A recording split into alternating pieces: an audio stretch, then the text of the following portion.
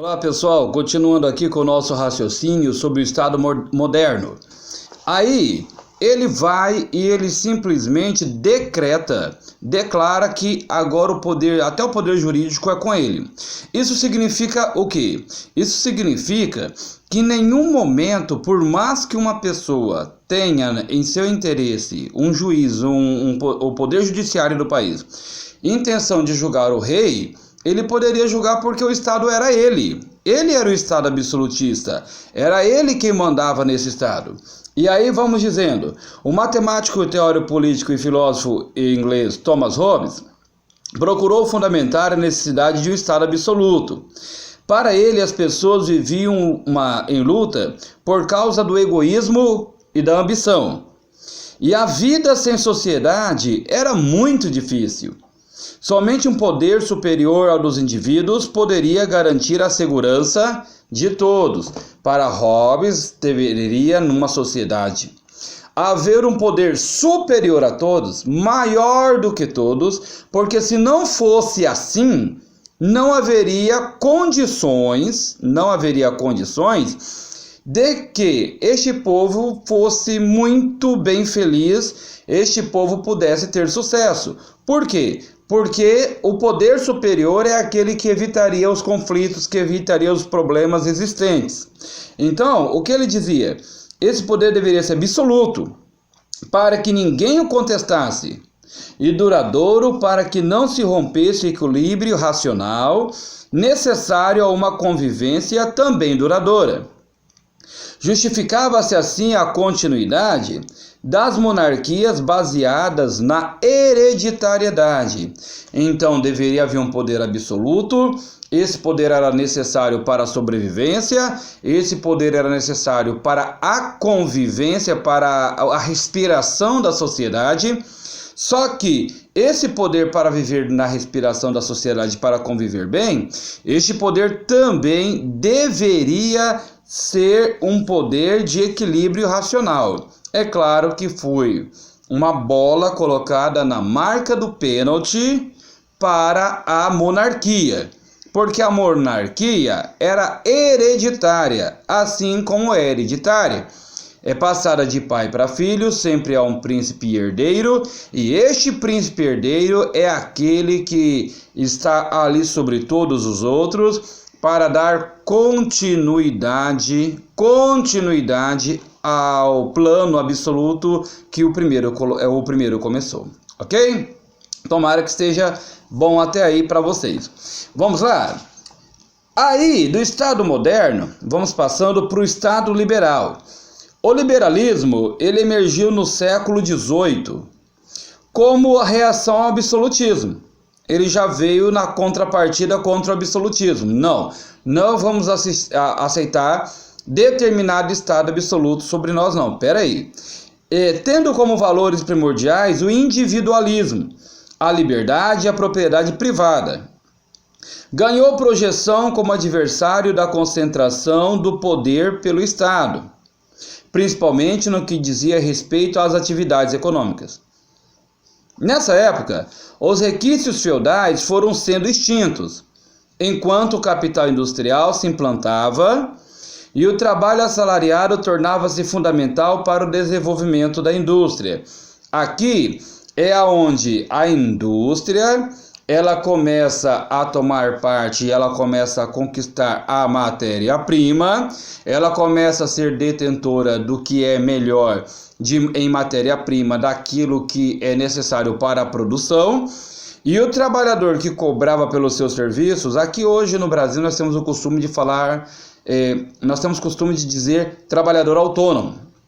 Este trabalhador autônomo, este trabalhador que ganhava só, que não tinha tanta necessidade de um patrão assim por diante, este trabalhador autônomo agora ele ganha trabalhando através de um salário. Este salário que ele tem, este salário que ele ganha, é um salário que existe, é claro, para que ele possa sobreviver, para que possa ter a sua sobrevivência. Neste caso, este trabalhador autônomo, ele deixa de ser proprietário ele deixa de ter a matéria-prima e cobrar o seu preço para viver de salário, para viver de horas trabalhadas, à disposição ou submisso a uma fábrica, a aqueles que detêm a matéria-prima, aqueles que detêm o poder econômico, vamos assim dizer. O Estado liberal se apresentava como representante da sociedade, tendo o papel de guardião da ordem. Não lhe caberia intervir nas relações entre os indivíduos e seus interesses privados, para manter a segurança para que todos pudessem desenvolver livremente suas atividades.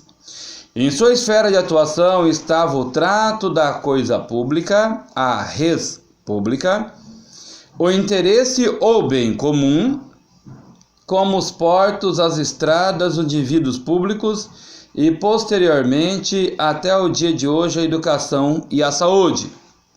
Com o Estado liberal, concretizou-se assim a ideia concebida no absolutismo de separação entre o público e o privado.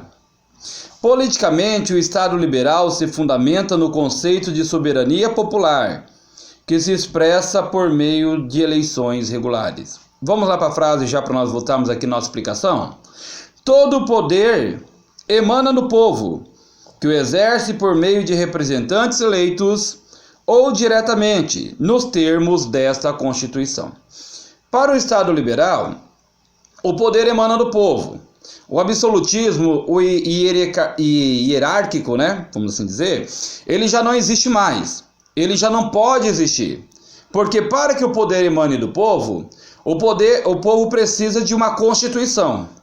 E essa Constituição, que é estabelecida, aonde o direito precisa ser para todos, para quem é aluno do canal do YouTube, para quem está conosco, vai entender bem que aqui no Brasil nós falamos artigo 5º. Digo aqui no Brasil porque tenho recebido várias informações, várias pessoas de outros países que têm nos assistido, não sei se conseguem entender com facilidade, mas têm deixado like e até nos assistido aí pelo canal Humanas Hoje do YouTube ou pelo site. http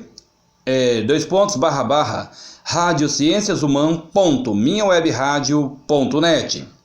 E aí, voltando ao nosso assunto, claro, este poder emanando do povo, é necessário as eleições diretas, é necessário que o absolutismo ele não exista, é necessário que haja também um poder privado. Agora, várias pessoas podem opinar, várias pessoas podem ter o seu direito, independente de ter o Estado ou não, apesar do Estado ser soberano. O Estado não deixa de ser soberano por causa, é claro, da Constituição. Que nós temos no Brasil uma Constituição e nessa Constituição o nosso Estado, ele é um Estado soberano, ok? Todo o nosso país, ele tem exatamente uma forma de governo, forças armadas, poderes para que nós possamos lutar pela soberania do país. Entre aspas ou não, quer dizer que qualquer pessoa que possa tentar invadir o Brasil ou o espaço aéreo brasileiro tentando trazer entorpecente, como tem acontecido com frequência, essa pessoa pode ser interceptada pela Força Aérea Brasileira até abatida por estar voando em um espaço soberano sem permissão, que no caso é o nosso país.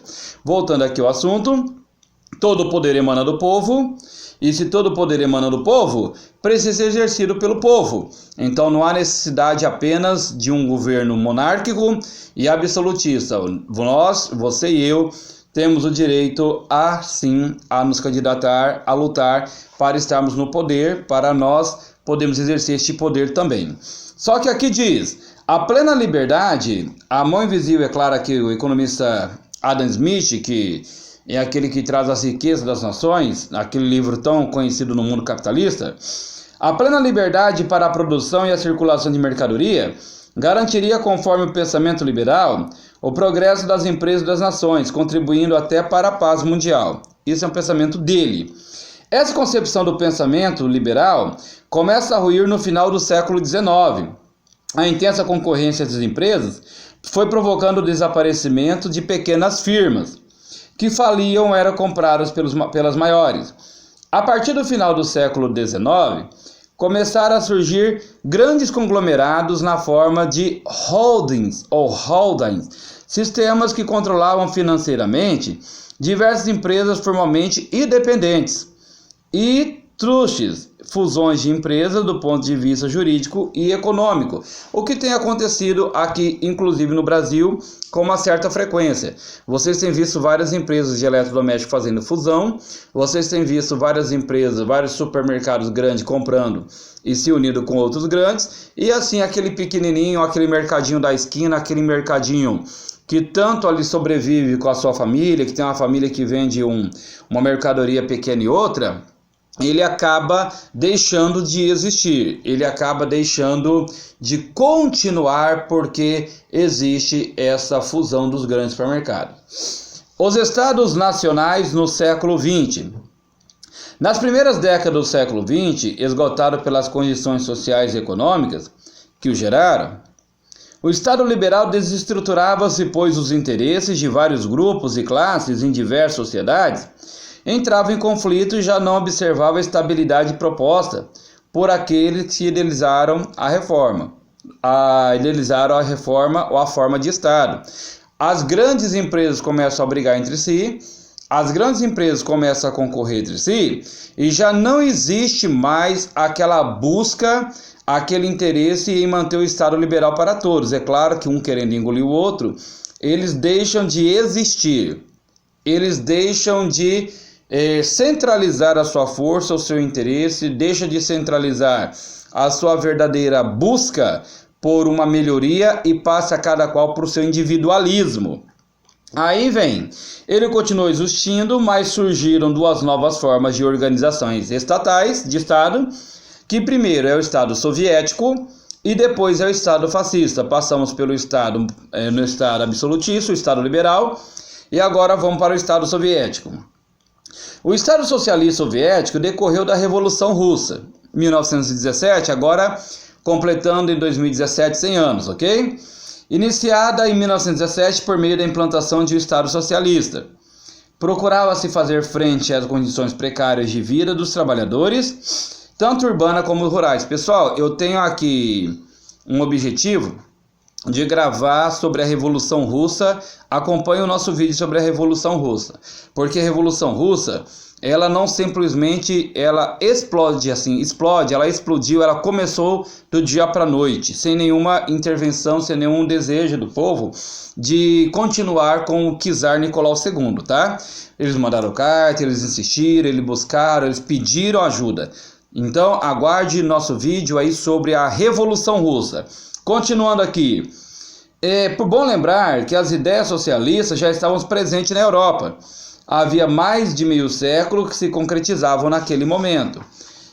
A base econômica dessa forma de Estado era a propriedade socializada ou coletiva. A produção tinha que seguir planos e programas que definiam previamente o que, como e quando produzir. O poder político organizou-se como um Estado planificado e centralizado, cujos órgãos estavam ligados ao Partido Comunista. Só tinham direito à participação política os filiados a esse partido. Quaisquer manifestações políticas contrárias eram reprimidas. Então aqui vai trazendo que na União Soviética havia um processo coletivo, havia um processo de interesse coletivo, onde o Estado era o mediador para que houvesse uma coletividade. Só que no Estado soviético acontece que essa coletividade, este trabalho coletivo, ele era ligado ao Partido Comunista. Então, para que as pessoas pudessem produzir, eles precisavam estar filiados aqui de acordo ou estar coligado ao Partido Comunista. Se eles tivessem em algum momento alguém ali com a ideologia absolutista ou liberal e fosse bater de frente, fosse contrário ao Partido Comunista, ele, além de ser reprimido, já não tinha mais essa liberdade toda que tinha aqueles que não batiam de frente, aqueles que não desejavam se filiar a este Partido Comunista, tá bom? Não desejavam filiar ao Partido Comunista Soviético e não desejavam se filiar aos soviéticos. A partir daí, é claro que existe essas revoltas, existe depois a União das Repúblicas Socialistas Soviéticas, que elas acontecem e vêm se deteriorando até chegar em 1991, com o fim da União Soviética, mas aqui diz que essa forma ampliou a abrangência e a partir de 1922, com a Constituição da União das Repúblicas Socialistas Soviéticas, onde reúne vários países, onde se reúnem diversos países, e ali são 15 repúblicas unidas.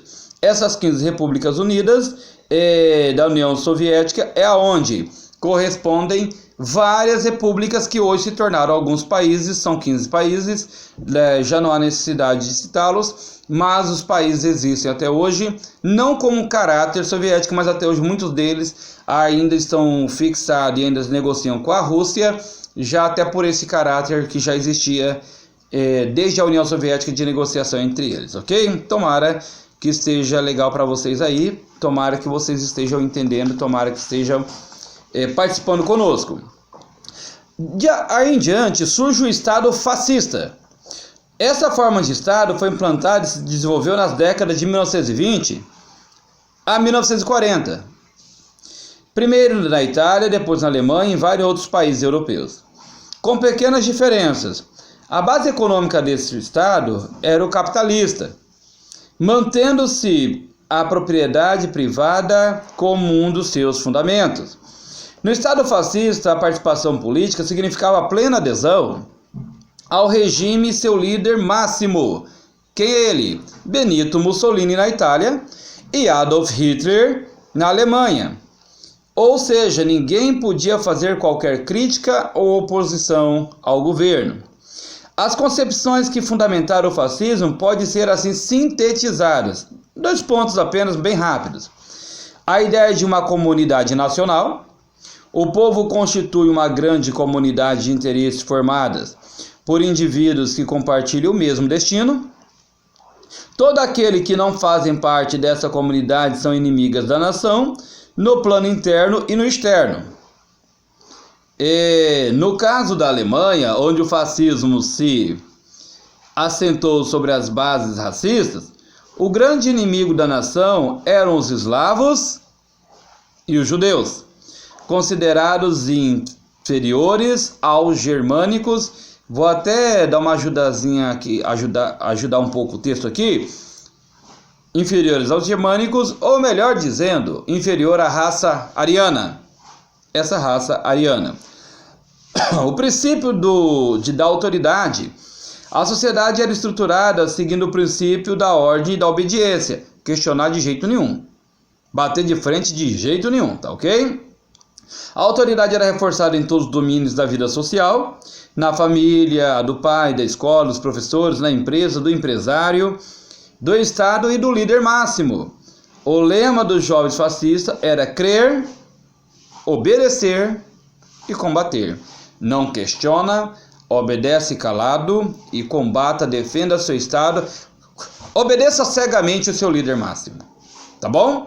Por isso que existia essa contrapartida, existia essa busca. Na revista, hoje estou falando com vocês aqui do dia 20 de agosto de 2017, e na revista dessa semana, não me recordo se é a revista Vejo ou a revista Isto É, que está chegando nas bancas, já li. Existe um debate aí na internet muito grande, dizendo que o partido nazista era socialista, era comunista, porque tinha social na palavra, né, na designação da palavra nazista. Pessoal, o partido Adolf Hitler, ele combatia não só os soviéticos, como também eles entraram em grandes batalhas e menosprezavam os eslavos, ok? Ele se une em alguns momentos, ele aceita, assim como aquela historiazinha do escorpião e do sapo, onde o sapo ajuda o escorpião a atravessar a lagoa e depois o mesmo o ferra. Ele pede algumas ajudas, ele necessita de algumas ajudas, mas nada mais do que para se aproveitar do poderio soviético da época, para algumas situações na Segunda Guerra Mundial, que não há necessidade de dizer agora, mas Depois ele se volta contra a própria União Soviética, voltando frustrado por não ter conseguido ter sucesso na invasão à Inglaterra. Se cair no vestibular, se cair no Enem para você, o teu professor aí de história, de humanos, sociologia, geografia, ele vai até rir de você, caso você colocar que Hitler ele era comunista, tá ok? Não caia nessas bobagens aí de internet, de assuntos, de enquetes, de professores de história ou de pessoas aí que tentam confundir a cabeça de alguns alunos. Você pode até não concordar e é um direito você não concordar com o socialismo e com o comunismo. Mas você dizer que Hitler era comunista, você está indo contra todo o ensino que você fundamentou e você teve e você recebeu aí do ensino médio, tá bom? Caia nessa não. Isso daí é coisa de internet, é para chamar atenção, para buscar público.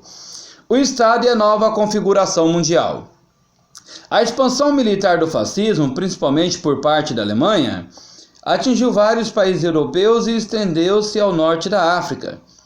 Isso ocasionou a Segunda Guerra Mundial, de 1939 a 1945. No fim desse conflito, derrotados os fascistas, os vitoriosos constituíram dois blocos, política e economicamente, diversos, o socialista e o capitalista. O bloco socialista, liderado pela URSS, incorporou países do leste europeu, como Polônia, Hungria, Iugoslávia, Tchecoslováquia, posteriormente fora da Europa. Outros estados socialistas foram instituídos, como a Coreia do Norte em 1948 e a China continental em 1949 e Cuba em 1959. A partir dessa configuração da Segunda Guerra Mundial, é onde é chamado a ideia onde o mundo se divide, onde agora o mundo ele passa a ser capitalista e socialista, onde acontece a chamada Guerra Fria, e nessa Guerra Fria muda-se muito o sistema do mundo e assim por diante, o mundo, a forma econômica e militar. Com o processo de globalização em decorrência de problemas internos, a partir de 1985, a União Soviética entrou em processo de dissolução, o mundo soviético de Estado começa a ruir, e em 89 acontece a queda do Muro de Berlim. Eu sugiro para você, aluno do ensino médio, para você que deseja aprofundar e até entender os seus estudos, caso você tenha interesse, caso você deseje, procure assistir sobre a um vídeo da banda Scorpions, de uma música chamada Wind of Change. Essa música é muito conhecida mundialmente e existe um clipe nessa música que fala sobre a queda do Muro de Berlim, o sofrimento daquelas pessoas que agora atravessam de um lado para outro para reencontrar os seus familiares. É bem interessante, viu? Bem interessante. Concordando ou discordando, é interessante. Aí vem o estado do bem-estar social. Os blocos dos países capitalistas pós Segunda Guerra Mundial tentou reconstruir a economia ocidental sobre novas bases. Disseminou-se então a forma de organização estatal do Estado, chamada de Estado de Bem-Estar Social ou simplesmente Estado Social. As bases teóricas, sempre a formação de Estado, ela vem com base teórica, nada é criado ao acaso, já haviam sido formuladas em 1936 pelo economista inglês John Maynard Keynes, no livro Teoria Geral do Emprego, de Juro e de Moeda, como forma de organização estatal, ok? A teoria começou a ser esboçada quando o governo estadunidense estabeleceu política para sair da profunda depressão desencadeada pela crise de 1929.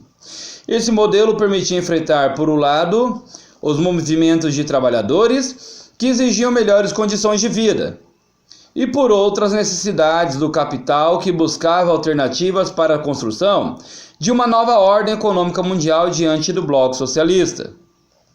No período posterior à Segunda Guerra Mundial, ele se consolidou nos Estados Unidos da América e boa parte da Europa.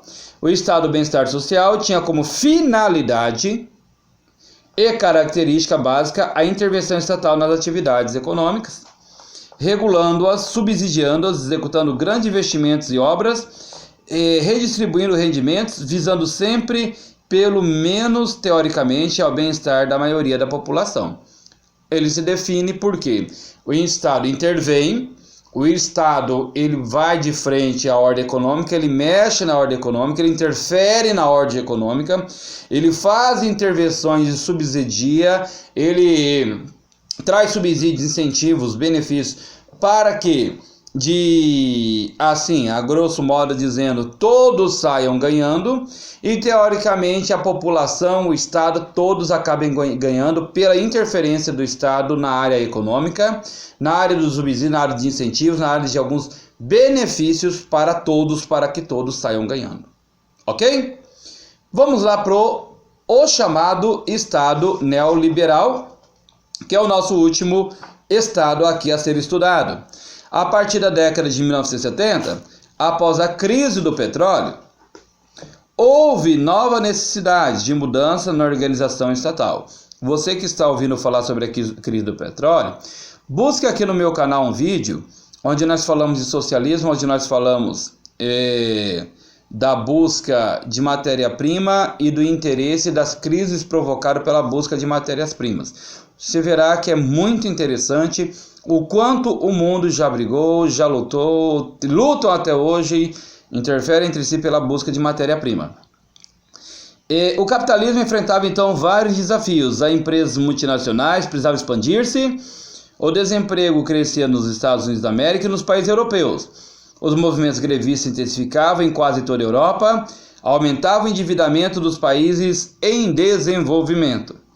Os analistas, tendo como referência a economia, os economistas Friedrich von Hayek e Milton Friedman, atribuíram a crise aos gastos do Estado com políticas sociais, ok? O que gerava déficit orçamentário, mais impostos e, portanto, aumento da inflação. Então, eles já defendiam que ia aumentando o imposto e a inflação porque o Estado ajudava muito o social. De acordo com eles, aqueles ajudados pelo Estado, as casas, as rendas, baixas rendas, aqueles que precisavam da interferência do Estado em sua vida social, de sua sobrevivência, é esse que atraiu o déficit econômico, a ideia dos caras, ok?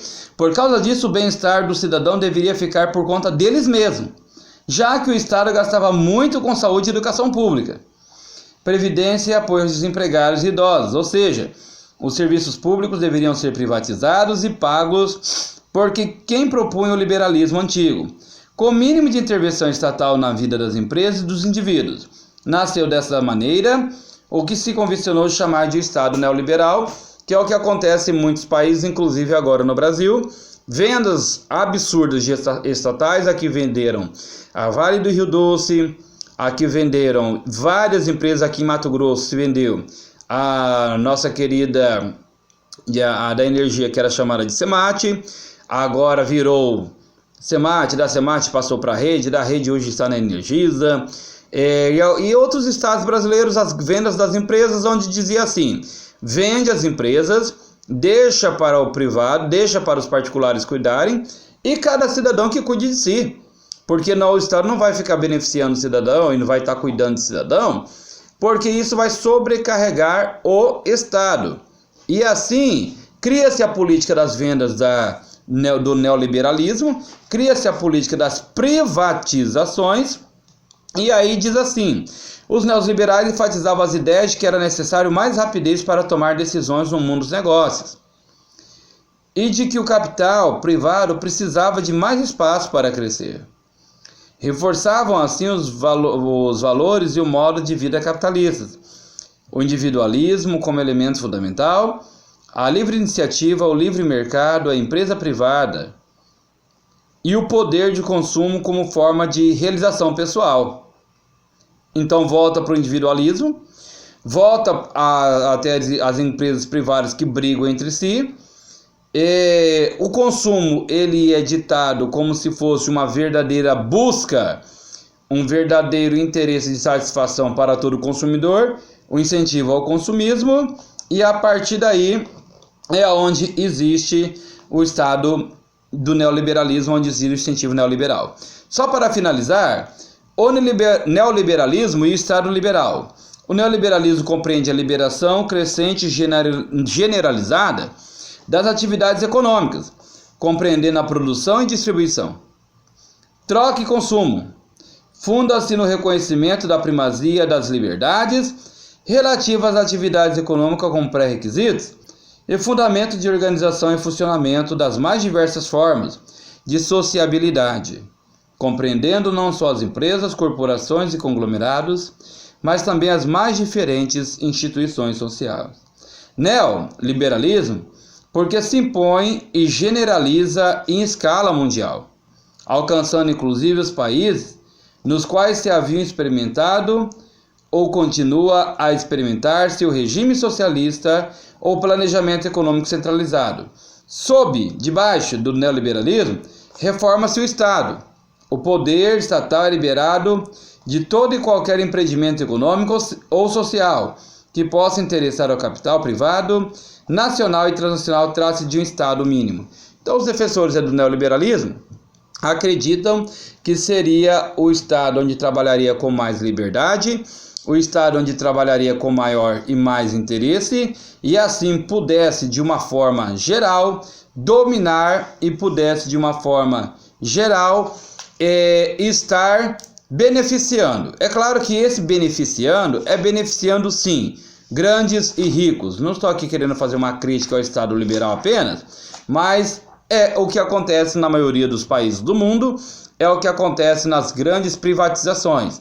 Observe a energia, observe a água, observe tudo que nós pagamos antes das empresas se tornarem privadas, antes das vendas das empresas que eram estatais, e até hoje não se prova para onde foi o dinheiro dessas vendas, se prova apenas que houve corrupções, se provam apenas que houve desvio de verbas que não pararam, não vieram para a mão do povo. Ok? Muito obrigado, até a próxima aula, já com o tema aqui, ó. Poder, política e Estado no Brasil. Falamos de poder, política e Estado no mundo, agora falaremos de poder, política e Estado no Brasil. Muito obrigado. Deixe seu likezinho se você gostou e acompanhe nossos outros vídeos, ok? http://radiocienciashuman.minhawebradio.net ou Humanas Hoje, que é o meu canal do YouTube. Em alguns você encontra Professor Rogério Melo. Muito obrigado, fique com Deus, tchau. Um abraço a todos vocês, tchau, tchau.